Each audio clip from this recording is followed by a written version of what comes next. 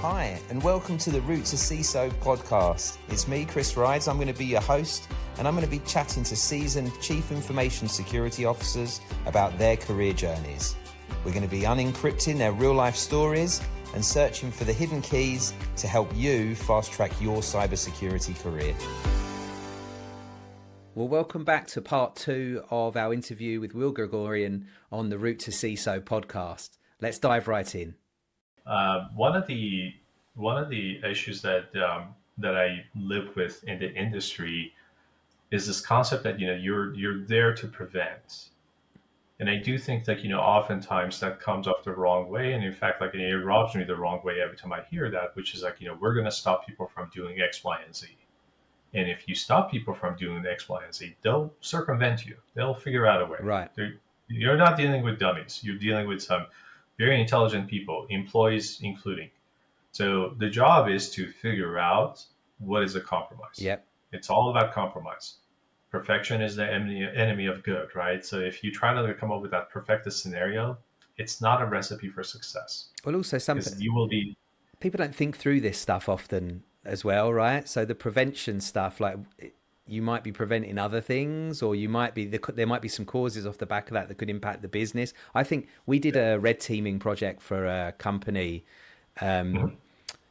big aerospace company. They do government related stuff as well, and this was our second time of doing this stuff. So we actually do the usual sort of pen testing, but we do some physical stuff as well.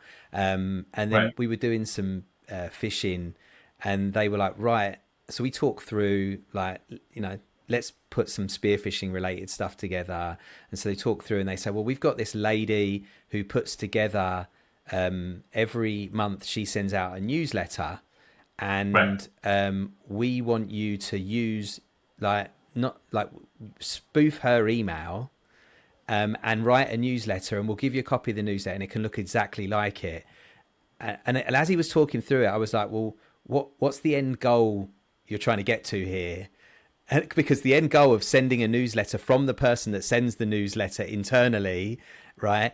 The end goal is that nobody ever opens that newsletter ever again, right? So we would talk through, and we were very careful about, but you talk through what people are looking for, and like in their idea they want to prevent people that blindly clicking on stuff. But what they're going to end up preventing is something that wouldn't be good for the business and will have a lot more impact negatively. And so you end up having these conversations about stuff. And it is probably the obsession with preventing and not thinking through the results of maybe doing that.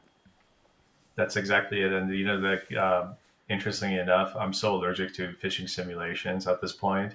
It's like, hey, great, I was really good about catching my colleagues in making a mistake, but I don't do anything to help them out. And meanwhile, they're like, hey, is this a phishing attempt? Every email announcement that I would send, I was like, this is not working out well at all. And now there's actually a well-known sort of case study here, which is an academic study that has basically now debunked the fact that phishing simulations, they don't yield the right results. Full stop. So stop doing it. Right. Figure out a different way. I mean, I'm not anti-phishing simulation. I actually think that there's a time and place for it. But if you're doing it continuously, you are, it's to your own detriment, frankly speaking, in my opinion. Maybe this is the reason why I'll probably never work at larger companies, because they're going to say, well, he's not going to do phishing simulations. But the other part of it is that, you are deteriorating trust with your colleagues. If security is all about trust, you're internally deteriorating your reputation with your colleagues. They will never trust what you say because of stuff like that. It happens. These are human beings. And I would say that if anybody wants to read a really good book, here's one. Please read it. There you go. Everyone. Are you being paid for this? What's going on here? I am not. This is not a commission. This is just me saying this is a really good book. Rethinking the Human Factor. Who's it by? Yes. Because we should share this stuff. Hallis. It's by Bruce Hallis. Okay. Hopefully, you'll read correctly. Bruce Hallis. You use it. Yeah. Bruce or Bryce? Bruce. Okay. All right. Bruce Hallis. I don't know Bruce. Maybe we'll tag him in when we do this, and we'll say, Bruce, I've been told your book's really good. This book has been so useful. I have so many chapters underlined, like, like you keep like you're looking at things are underlined and highlighted because I love everything that he had to say. And actually it's become somewhat of a Bible for me because I like it resonated with me. It not to say like, this is kind of like, reinforcing the echo chamber on my part, but it makes a lot of logical sense. Right. It's about humanity. Yeah. Let's put it that way. So you have to be humane about security. Yeah. That's what works. Yeah. No, I When think you're not, when you basically approach security from a draconian perspective, it won't work. yeah. Yeah, I Yeah. agree. I mean, that's the like biggest area of your target service area is the people, right? That's Yep. the most dangerous part. Somehow we forget that. Yeah. Yeah, crazy. Sometimes we have to remind ourselves. Yeah. It's okay. Yeah, look, it's not an easy job. And then when you become a CISO, forewarned, you got to be a long way up there. So a lot of folks are like, oh, CISO this, I can lead and everything. There is like a diminishing return on that part, which is you end up in this weird isolation of sorts. And I think in the 2 hours we're talking about this. Maybe this is like a good segue, which is like when you become like, when you rise through the ranks, Yeah. there's almost like, that steep trajectory that you go through. It does isolate you to some extent. Right. Yeah. Even from the people you got on work really well with during that rise, right? Unfortunately, there's people that will look at you differently because you've been promoted and you've had those opportunities. It's tough gig. Yeah. It is a tough gig. It's absolutely a tough gig. You get it from both ends. Yeah. I just on Reddit, the cybersecurity, subreddit, it's hilarious. So many opinions floating around, but there was actually a video which is like, basically like, it's a music video about the CISO and how the CISO gets it wrong. I watched it this morning. I was like, this is just absurd. I've not seen it yet. I'll have to check that out. I'll have to like, share it with you. But yeah, it's it does become like, somewhat of like a there's a little bit of isolation that happens there, especially at like, larger footprints and larger companies, et cetera. But maybe not so much like mid-sized to like, smaller businesses. Yeah. If you have the title. There's a different dichotomy there, but at the larger scale, yeah, like, there's a little bit of that going on. And then you have also like the pressure of like, the external factors like SEC now like going after you. If your intern has like, like hard-baked passwords in your code, stuff like that. Yeah. And the pressure from boards to maybe not tell things that you should be doing when you feel that you should be too. Yeah, it is. It's a really interesting gig, nonetheless. Yeah, 100%. Well, at that level, once you become a CISO and you're leading security, I feel like I do see like a lot more CISOs joining groups and societies, and got CISO Society, CISO Connect, a whole bunch of others. I'm sure there's a lot of Slack channels. I remember when I was in LA, prior to a lot of that stuff, I started a SoCal CISO channel, and there was a whole bunch of people on there. I don't even know, it's probably still running. I've got it sat there. I don't go into it. I set it up and made the promise to everybody that I'll set it up and make introductions for everyone, but like I realize like I'm a service provider ultimately, right? So I don't want to be sitting there peering on conversations and stuff. I'm not doing it for that reason. So I haven't been on it for a while, so I don't know how much goes on there. But I know a bunch of people that met through that, and now there's a lot more people doing that as a proper like this is my job, to create a group of people and that can network and share different ideas. Part of leadership. Yeah. The one characteristic that the security industry has is the community aspect of it. Yeah. Super strong. I always loved it. That also includes the CISOs because they were like practitioners at some point. So they kind of like, foster that mentality, and they try to like, obviously facilitate as much as possible. When I was in the San Francisco Bay Area, there were quite a few of us. We all talked to each other. It was pretty nice to belong to a community. Yeah. I feel like it, like that's something that's really special. I kind of fell into it when I started the business with my business partner was a practitioner, right? So he was a pen tester, went to work one day, sign on the door at work back in London. We've closed this office. You're going to be getting your last check. And one of the sales guys was there, turned up at the same time and was like, well, I've got clients that need pen tests. Do you want to do them? Okay, right. So the two of them went off and end up building a business out of it and actually selling it to NCC Groups. They were like second largest pen testing company. Right. And I met him when he started his second company, which was then sold to a law firm, another security company. And we met through that. And he's a practitioner. And like, there is that element of, he said to me, like, the community is really strong, and that should be a key area to get involved in. And when we started the business in 2012, the first month I went on meetup.com and I put in security, and up popped this cloud security meetup. So I was like, all right, I'll go to that. So I went to that, and they turned around and said, oh, we want to become a Cloud Security Alliance chapter. We're going to put a board together. Does anybody that's here want to be on that board? And I think there was like 7 people there at the meeting. And I was like, well, I'm not a practitioner, but I could do something, and ended up doing their social media. But through that, I ended up being twice president of that. It ended up as the SoCal chapter, which is now San Diego, LA, and Orange County. So it's 3 chapters. I met some of, like, the person that hosted it is a good friend of mine in the industry, Jason Wallers. He's been on here. He's the Verily CISO now, part of the Alphabet Group, and he's moved around. So it's funny, I've met all these people, and some of them I've known literally from the first month of starting the business, and the community is so amazing. I love the community. I think if I won the lottery tomorrow and didn't decide I wasn't going to be running my business or doing any of that, I would still be going to the events and the conferences and stuff, just because the people are so good. It has been like, one thing I will say is, like, the community aspect of it has always been welcoming. Yeah. That's the one aspect that, has worked out really extremely well. And it does welcome all sorts of walks of life.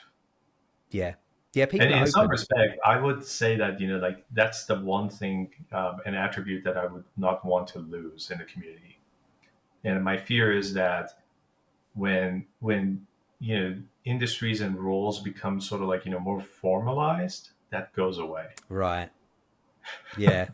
Yeah, there's more danger. There's a little bit of that. Less openness, and Yes. then people become less trusting, right? I guess that's what we're talking about. And we've got an industry, or a community rather, that's completely built on trust. So once you're in, and they're pretty welcoming, it's not hard to get in initially.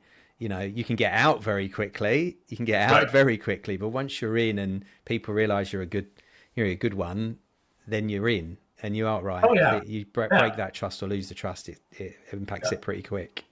It does. And that's the one piece that I've always, like, found to be very interesting. But then the contradiction to that is, like, when you get into the community and you start trying to collaborate, sometimes it's like fenced off from an informational perspective.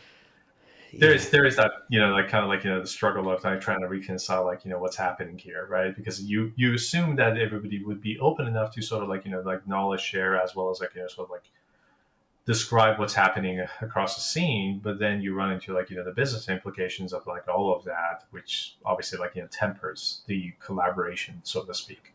Yeah. It's a bit of like, it's interesting. It's an interesting dilemma. It's like, how do you share it safely without, like, divulging too much? Yeah, there's probably a business also, like, in there. Oh yeah, there is. I'm sure. I mean, like, lots of, like, threat intelligence businesses are predicated on that, right? Right. Like, when you think about it. Yeah. Getting information from one person, figuring it out, anonymizing it, and then distributing it. Yeah. Yeah. So there's that. I am interested to see how that's going to pan out with AI, especially LLM. We'll see. Yeah. It'll be interesting. I'm sure there'll be plenty of people trying to prompt and get a bit more information that they should have out of that. Yeah. There is that. So yeah, it's, this is part of, like, the next evolution of it. Yeah. Trying to figure out how to, like, harmonize all of that. Yeah. I feel like my feelings on AI are, like, obviously I think everybody thinks it's going to be very interesting. I think I could easily see it becoming, like, for a lot of people, especially those that work remotely, and like a trusted partner that you bounce, like the talks you used to have over the water cooler, as we would say, actually in your office there, talking to an AI and like, thinking through things, brainstorming almost with an AI that's been pumped full of information, hopefully the right information, to try and sort of work out what you're doing and whether it's right. And hopefully that's not an echo chamber, but I see there are a lot of opportunities for people, almost like a virtual virtual co-worker sort of thing. Yeah, I've used it twice at this point, developing two custom GPTs because I have a necessity. I considered it to be a or glorified analyst, one that can take my discrete instructions and produce results based on the model that I've actually provided it. One is I obviously being in the healthcare industry, like a high trust, CSF. It's one of those frameworks that we use. Yep. It's fairly onerous, lots of controls, and I found it to be cumbersome to have to constantly go back to my auditor for high trust and ask him questions around what's the illustration for this control? What do I need to do? Whereas I can effectively export the high trust illustrations, train the model, and have the model basically give me the same answer within a matter of seconds, milliseconds, mind you. And that's exactly the custom GPT that I built. So it becomes my over glorified assistant. I actually give back my auditor's time because I'm not wasting their time. There's no email. There's no time sinks. It just happens. Yeah. And it's still just as relevant and accurate, right? So it does become a good inference engine. I also use it in speaking of Bill Doherty or Model Health. He had come up with a threat modeling framework called Includes No Dirt. So I'll pitch that one. I'm all about pitching right here. You are. I need to get some sponsorships on here at this rate. Yeah, seriously. Can I get commission on this stuff? So I use that framework to also build another GPT, which allows me to sort of pump and provide input. The GPT essentially provides me the output with the scores and everything that tells me, hey, this is what you should do with your application, right? So it has the promise there. Yeah. Mind you, this is the $20 version of GPT that I'm using this all for. It just works. Yeah. And that's the beauty of it. It's I'm pretty excited about that piece. I try not to buy too much into it. I'm not, at least not yet worried about it taking away my job. I still have to do it. Yeah. Yeah. I'm just doing it a little bit more efficiently, I guess. But that's part of the technology world is everything is changing. Yeah. Change is the only constants. Yeah, I feel like in the security recruitment world, I think it's going to have a big impact. I think in the security recruitment world, more efficient. But I think actually the bigger impact on recruitment generally what will probably end up is a lot of more generic recruiters that are probably doing areas of recruitment that don't need an awful lot of trust and not so much of the relationship are going to go away. Yes. Right, those bits are going to go away, and that means there's a whole bunch of recruiters that are going to be looking for other areas that do require their relationship skills. So I suspect it's never too late to pick up welding or trades like that. Yeah. If I'm being honest, I actually think at some point I'm probably going to have to go back to cooking. Right. Do you practice it quite a lot still? Are you a good cook at home? I cook quite a bit. As of late, it's been all about smoking. Oh, love that. Yeah, I think if I could. The folic acid intake is increasing by the day. All the smoked meat. Yeah, but it sounds probably increasing alongside your cholesterol as well, maybe. Big time. It's gonna have to happen. Yeah, I mean it happens with age anyway, so you might as well enjoy it as it goes along, right? Yeah. I can't wait till I'm 80. I might as well enjoy it right now. Yeah, exactly. Well, look, you mentioned Bill, and you mentioned the books, a lot of inspirational things that you look for. When I think about CISOs, or when you think about CISOs, even, what are there particular CISOs that you mentor or you look up to, or you think are doing an amazing job out there? I'm not a mentor. I'll be the first one to say that, and the reason why I say that is because I don't think I have enough and I know enough to be a good mentor. So I'm constantly learning, and there's maybe some doubt there in that statement. I do look up to other CISOs, Mike Johnson being one of them. Yeah, I think he was the first one to other CISOs, Mike Johnson being one of them. Yeah, I think hey man, I really enjoy what you're doing. Rich Sorensen, for example, who wrote Welcoming and Very Warm. So these are the folks who were be like, sort of open, right? Like, you reach out to them and they're like, oh, hey, thanks. And, they would actually like spend the time to talk to you. So if I try to model anything, the model Yeah. is be open and like, kind of welcome folks and talk to them. The ones that, brushed me off, I was like, yeah, not my jam. Like, they're not my type, right? The ones that were like more welcoming. I remember like, I had a conversation with Rich. I think he was still at Lending Club, if I remember correctly. I was like, hey, you want to grab coffee? Just out of nowhere. He's like, sure. So we went and like, like Red Door in San Francisco. We went and grabbed coffee and we had a good conversation. Super nice guy. That's what a good CISO does. It was like a person who can spend enough time with you. Mm-hmm. No agendas. They're not there to like, try to like school you or teach you or tell you how wrong you are. They're just there to listen enough to like, sort of like, engage you, but also like motivate you, right? Yeah. If I'm looking at anybody, I'm looking at them to just be warm enough to like extend the courtesy and their time. You have a good conversation, just like how we are here. Yeah. We have it, and then we move on, right? Mm-hmm. And maybe something comes out of it. There's no predisposed like notions, conceived notions, or anything like that. It's just a good conversation to have. Like, I try not to like lionize too many people, for that matter. Yeah. Like the CISO title again, like sometimes it's like a little lionized.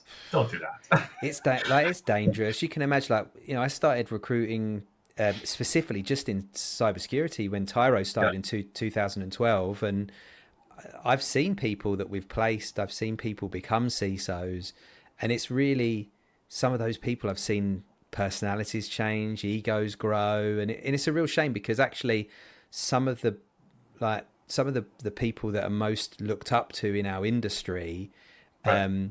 as CISOs, when you meet them, they're just not that person. They're maybe at some point, maybe when you get the first job and you're like, I'm it, and then over time, maybe that you realize, okay, that there's a lot more to learn. There's a lot more to it. I'm not the be all and end all, but it is a shame that there are people and their egos inflate with their job titles, and all of a sudden, somebody that was calling me up and saying, oh, I've got a couple of different job offers. Can I talk through them with you? And these are people that maybe I'm not placing, right? These are people I'm just having those conversations with. And then, you're having that. And then now, maybe I'll reach out to them and say, do you want to come on here? And I just don't hear anything, and maybe people are busy and stuff, but it's okay. I mean, like, that happens all the time. It's like, like there are many like ego driven conversations, and I try not to judge. I mean, to each their own. Yeah.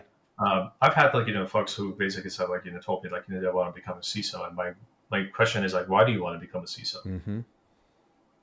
Like, is it the money? What is it? What is it that, you think that you're going to get out of it? Yeah.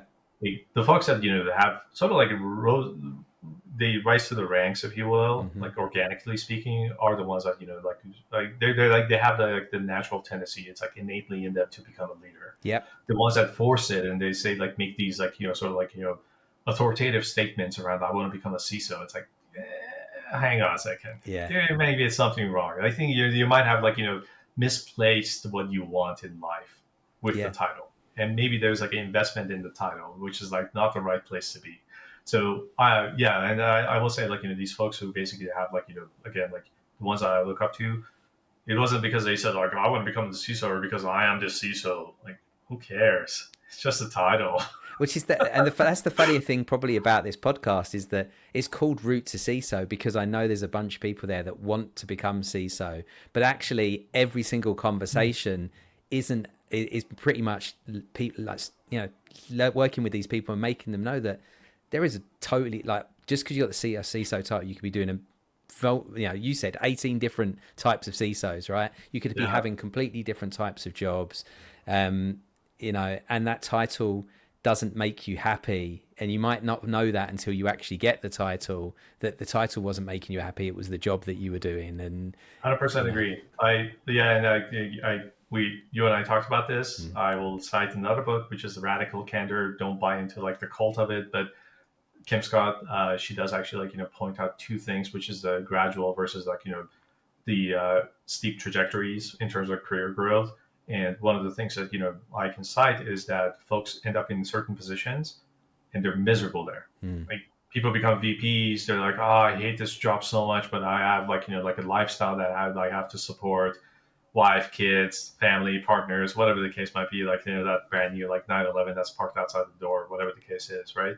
And they're just miserable Yeah. because they're not getting the fix that they need, but they can't go back either, right? Yeah. So be careful of what you're asking for, because sometimes it's not like, what you think it is. So I will say that, like, I'm actually, like, I'm glad where I ended up, totally happy and content. Um, I don't know if I would have been the same person if I had, like, forced it out of me. Right. If I wanted to, like, if I had said, like, I want to become the CISO, I don't know if I would have been happy with that decision. Right. And I'm glad that it happened. Yeah. And in some ways, like, like someone asked, actually, like, someone who's prominent, works for a very large, company, had asked, like, if you weren't doing this, what would you be doing? And they had asked the group, and I was like, I would probably be running a lawnmower and, like, mowing people's lawns at this point. I've been reading the Sapiens book, and I've not finished it yet. But one of the things that they talk about is that he says that he suspects people were happier pre the the agricultural revolution, because once they started domesticating animals, they stopped walking, they stopped going out, they stopped the adventures, and then people became having to do jobs, right? So people used to work whatever 40 hours a week, but a lot of that would be 3 hours of going and looking for berries and this sort of stuff, and then and then it changed, and then the people were like raking up horse manure to put on plants, and that became a job. And so they it's quite an interesting. I'm not fully through it yet, but it was a pretty interesting book. I want to talk to you a little bit. I want to ask you a couple of questions just around hiring, of course, because we should definitely speak about that. And so, you've been hiring for a long time. You've been a recruiting manager in terms of like hiring staff, right? A decision maker. And right now there are a lot of people out there that are maybe in jobs that are looking. There's some people that are out of work and looking. You put out an advert, there's awful lot of replies. Mm-hmm. There's people trying to get into the industry. So a couple of things I wanted to talk about. First of all was a resume. Like every person I feel has got a slightly different twist on what they like, but there's definitely patterns, and this is a good thing because I've always thought there were. When you get a resume, regardless of what role it's for, what are the things you're looking for in it? What are the things you like? What are the things you dislike? It's I recently had to hire for an individual contributor role. Mm-hmm. I went through 600 resumes. Out of the 600 resumes, I ended up with, I think, 20 that I liked. Yeah. Out of the 20, we ended up interviewing 10 people. Out of the 10 people, we decided on 2 people. Out of the 2 people, we had one favorite, one not, like less favorite, I guess. Like it's kind of like as a barometer. Yeah. Resume wise, keep it. I've seen resumes where they're basically like describing the technologies that they've used, like the plethora of like this and this and this and this, and like it just keeps going for 4 pages. Tried and true, 2 pages. Yeah. Keep it like short, keep it concise. Make sure that you're actually talking about the impact that you've had, not necessarily the technology that you know. Let's face it, everyone can learn the tech. We all know this. I spent like 3 months reading a book, learned it. Went and did the test, right? Yeah. It can be taught. It can be learned. What matters is how you present yourself. Again, always be selling, right? Yeah. How you present yourself as an individual who has the intellectual curiosity, who shows that you have basically grown, who actually also shows initiatives, right? Those are the things that matter the most on a resume. And when I, as a hiring manager, look at it, I can promise you, if I see a resume that kind of like goes into tech speak and is like describing sort of the technical elements of what they've done versus how their technical elements led to impact, I would fare one versus the other. And it's not going to be the former, it's going to be the latter, which is explain to me in plain English. I don't care how much you know. Yeah. Well, I mean, I do. Like, there's the thing. The reality is, I do care. Yeah. But what I care about is how you're going to effectively communicate. And all these job postings that says excellent written verbal communication skills, that is literally it. Yeah. What I care about is, especially in the security world, you're not going to sit there and try to school someone as either like a leader and an individual contributor. You have to show care, you have to show love, and you have to show that you're attentive to them, active listening. You have to be able to communicate in plain English to folks who don't care as much about your daily job, but they want to know how your daily work and routines and workloads will impact them. Yep. And you have to be able to explain all of that in plain English. That's what matters. And that's what I look for as a hiring manager. And your resume is, and I can't emphasize what you've said enough, that your resume is absolutely the first example they're going to have of your written communication. And so if you can't concisely put things into maybe 3 pages, depending on your experience, you might get away with that. But if you can't concisely do it that way, then people are going to judge that your written communication skills are poor, which I think is totally valid. Punctuations matter, grammar matters. I cannot begin to tell you how many times I've seen resumes where the if you're going to use acronyms like HIPAA, for love of God, please make sure that you don't spell it with 2 P's. It's 2 A's. Right. Yeah. I got it. Not instill confidence. Yeah. When you're basically trying to convey that you're a subject matter expert in the regulatory healthcare space, but you can't even spell HIPAA correctly. That does not come off right.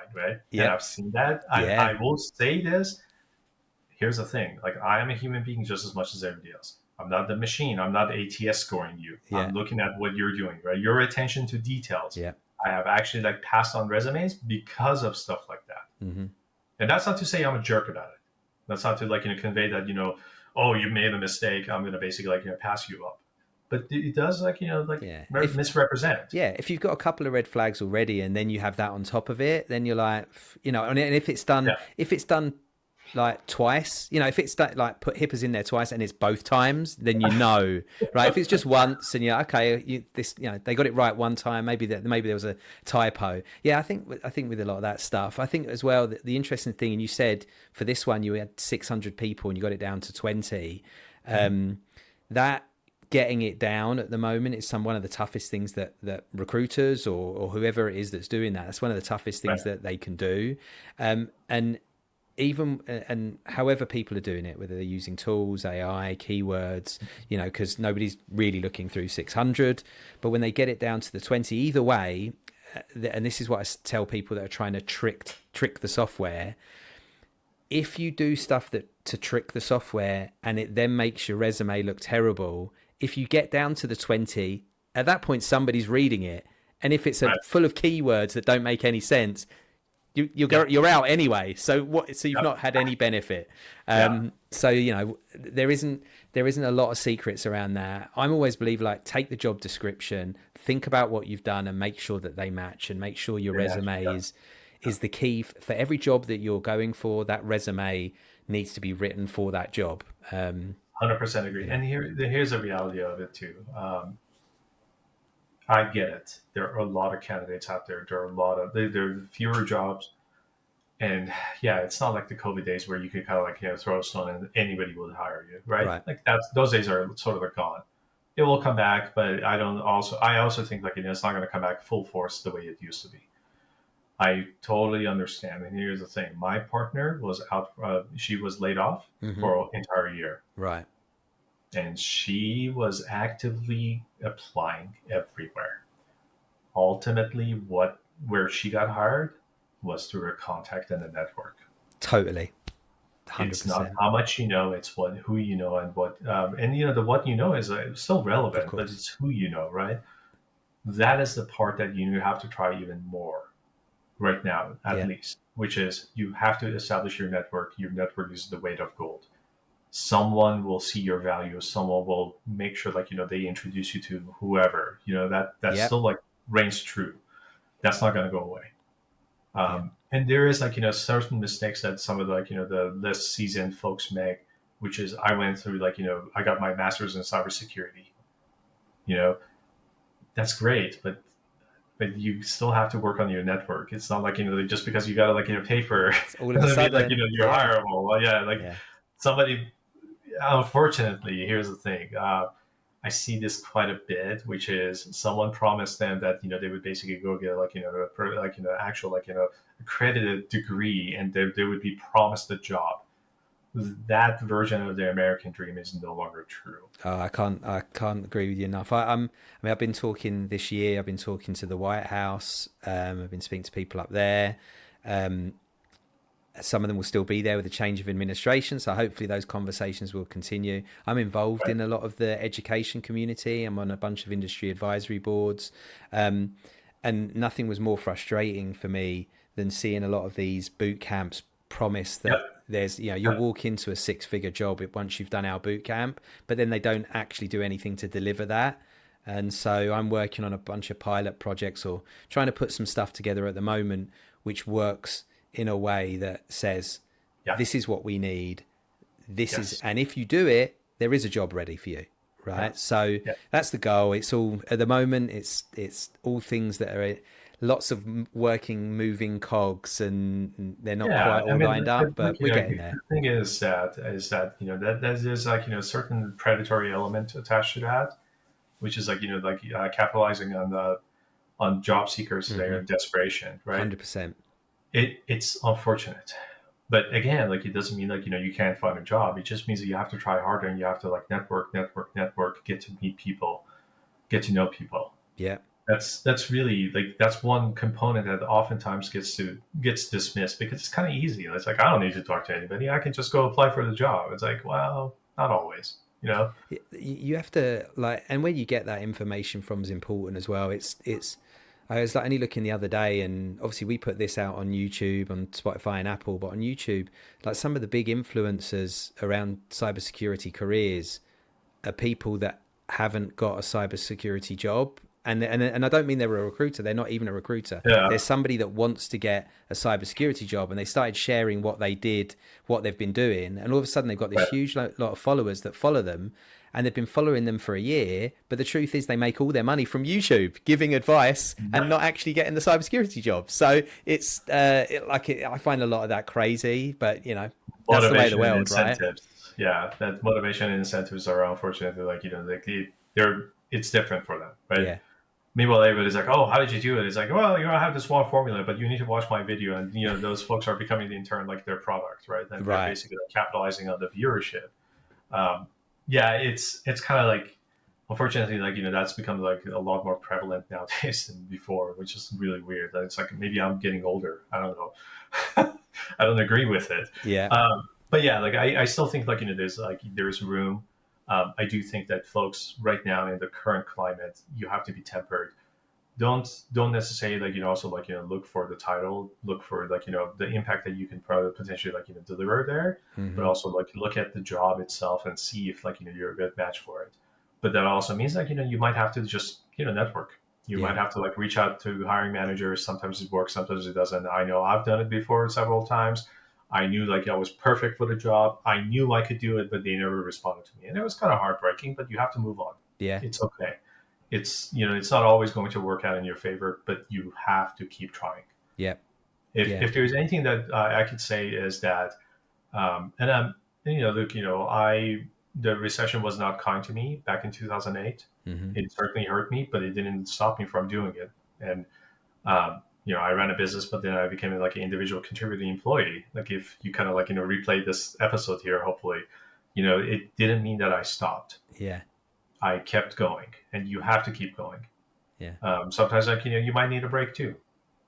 It's just the way it is. It happens. Yeah, it's okay to take a break and get back to it, but know that it is, and it's a job in itself. Finding a job is a job. It really is. It absolutely is. And I would hope that, and I know it's difficult. I would hope that folks have enough of a support system to be able to sustain them. And I would also encourage that if you have that downtime right now, focus on the thing that you weren't maybe you needed to improve on. Improvement is part of security. Yeah. It is the one thing that we always talk about, right? If continuous improvement, right? Continuous improvement is the one mantra in this cybersecurity framework, and it still keeps going, right? Yeah. It's part of it. It's individuals, businesses, controls, all of it. Yep, 100%. Well, look, we've been chatting for ages. I tell you, this is so easy. Once we get chatting and get talking, it just goes, right? You're like, oh my goodness, what's the time? So I'm going to ask you one last question just to finish this up. And it's the same question I always ask everybody, which is if you can go back to your early career self, what's the one piece of advice you'd give yourself? Be patient. Practice patience. Figure out how not to feed into how not to get your impatience get the best of you. Patience is a virtue, and I encourage everybody to do the same, especially nowadays. Do you think? I would say that's the last question, but where's being impatient sort of impacted you when you look at your career? look, there's two dimensions to that. Me not being patient with certain jobs, jumping ship quickly, certainly has made it worth my while. Right. But on the flip side of that is that certain folks see that as instability. Right. Right. So if I were like a candidate right now, somebody would maybe look at my resume and say, yeah, they have short tenure here and there. Why would I hire this person? Right. I am now publicizing that vulnerability to everybody here. Yeah. And I would hope that, folks will learn from that. Yeah. There is that. So you have to basically exercise patience, and you have to objectively look at every situation. I didn't do that in some respect because I am a risk taker, maybe yield and paid off. But there's also like a capacity to that. Yeah. At some point that's going to run out, right? Yeah. So patience is absolutely one thing that I would encourage everybody to do. Doesn't mean like, you have to be a loyalist. If something is not working out, you don't have to put up with it.